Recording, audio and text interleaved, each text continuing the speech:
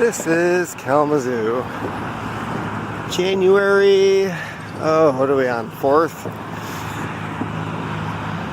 High of 47 degrees today. I think it's going to get a little higher than that. And as you can see, from Michigan, being well into winter now, we still don't have any snow. Yeah, I'm in what I call the desert park. Place that was remodeled recently for what I could tell is no reason other than making somebody some money.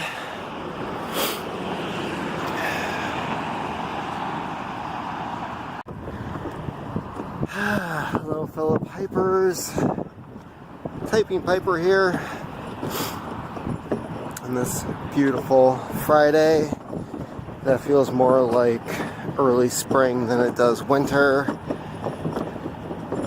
Taking the little one for a walk. She's kind of moody. I don't know why. Say hi. It is still chilly out.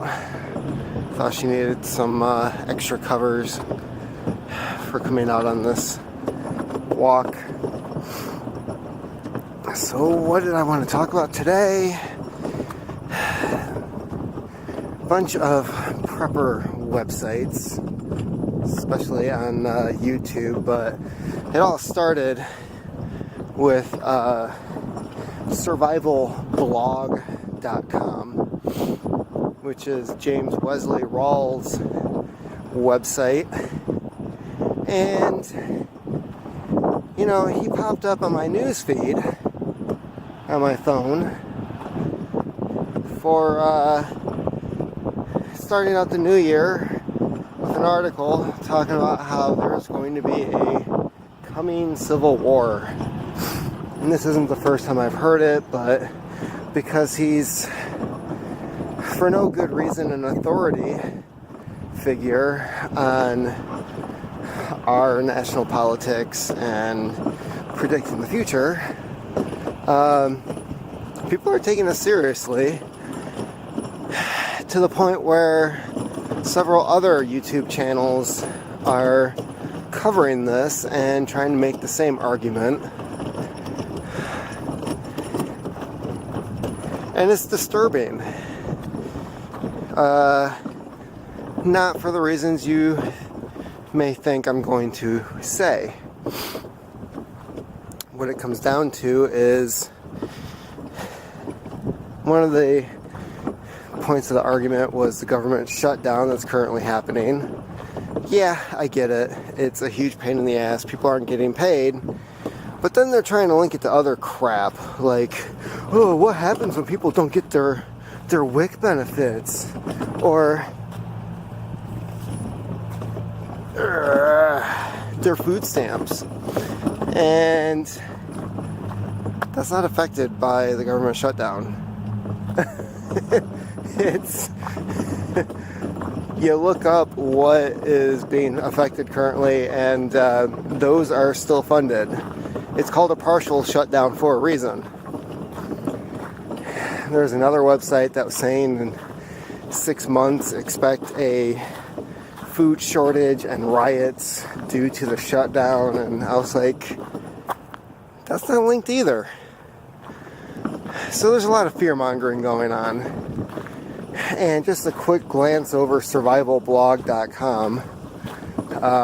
Apparently, Mr. Rawls is hurting for money because there's a lot of his page now dedicated to getting sponsors, people donating, something about why he won't use Patreon, which I thought was weird because all the people that I've seen lately talking about leaving Patreon are the left-wing aspect of our society. One guy was kicked off Patreon. Patreon, who says that they're not going to censor people who use their service. clearly did when MasterCard said this person and their website, their channel is not acceptable. So Patreon, being the good little bitches like they are to the corporate pimp, said, oh hell no, we ain't servicing you no more. And then a bunch of other people got all uppity. Sam Harris, let's see here, Sam Harris was one, and there's a couple of others. And yeah, so anyways, Rawls won't use Patreon. He's wanting people to send him checks in the mail, support his website. Clearly he still has advertising on there. And this article, which to me was clearly fear-mongering, there was absolutely nothing backing up any of his claims. There was a lot of religious nonsense, this type of stuff that I usually see in areas where people are isolated. They purposely isolate themselves. They have these strong religious convictions, and they develop this us against them mentality for absolutely no reason other than they don't like anything they're not familiar with. And this is a guy who was in the military for a long time. So he basically was making the argument that there's going to be some religious war. It's going to involve the Middle East. It's not going to take place in the Middle East. It's going to happen here because, you know, for some reason these people have it in their head that we're being invaded by like Muslims and all these other non-Christian cultures, when 87% of our population is Christian in one way or another, whether it's Catholic, Protestant, Lutheran, whatever.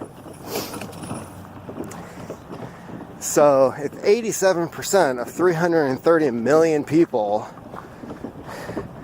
that are screaming to be the minority of a country, there's a lot of delusions going on, and personally I can't wait for the Kool-Aid to start being handed out. Because there's something wrong when people are starting to follow this type of BS. Ugh. And I'll be writing about this on my blog later today, collapseexperiment.com, through WordPress if you have trouble finding it.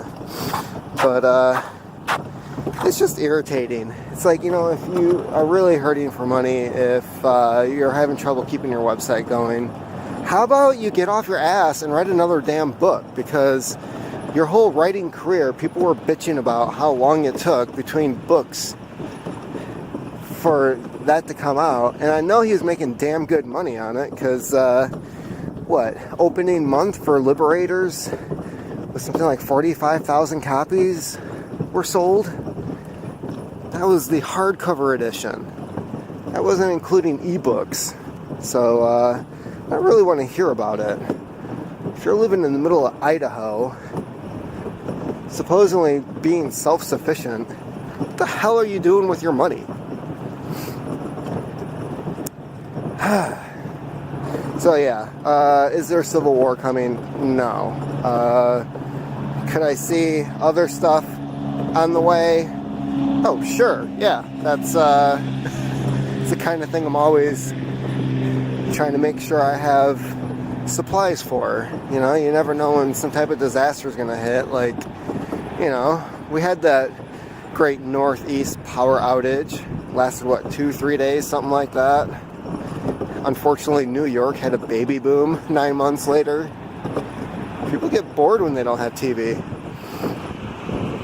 But hey, you know, power goes out. You don't know how long it's going to last, especially with our crappy infrastructure. So,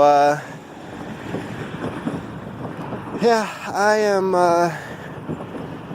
just surprised that people are taking this crap seriously. I feel like everybody's just joining the bandwagon, trying to get hits now.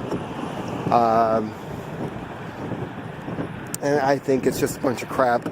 I also found a interview with James Wesley Rawls from early 2016 on the Prepper Recon podcast, because I wanted to know how long he's been talking about this garbage. And guess what? He was saying the exact same thing 2 years ago. And it's just, he might as well be walking around New York City with a sign on his chest saying the end is nay. But for some reason, people are listening to him. Quite frankly, it's ridiculous. So that is what I have to say. It's still really chilly out. Pumpkin's getting cold. So we're gonna head back. Hope everyone takes care. Don't bother taking this crap seriously. It's ridiculous. And the other small tangent I wanted to go on, I just realized, a lot of what was being said was basically blaming poor people for what they consider to be the destruction or, ruining the country. And that always pissed me off.